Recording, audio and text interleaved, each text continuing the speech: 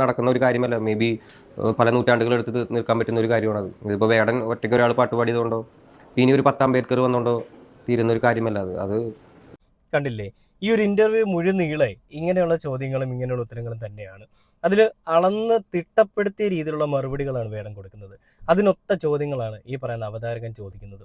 ആ അവതാരകന് ഒരു big salute ഞാൻ നൽകുകയാണ്. കാരണം ഇങ്ങനെയായിരിക്കണം തൻ്റെ മുൻപിൽ വന്നിരിക്കുന്നവൻ, അവൻ്റെ ജാതിയോ അവൻ്റെ മതമോ അവൻ്റെ പണമോ ഒന്നും നോക്കിയായിരിക്കരുത് അവനെ വിലയിരുത്തേണ്ടത്, അവൻ്റെ കഴിവിനെ ആയിരിക്കണം പ്രോത്സാഹിപ്പിക്കേണ്ടത്. ഇതൊക്കെയാണ് സംഘികൾ കണ്ടുപഠിക്കേണ്ടത്.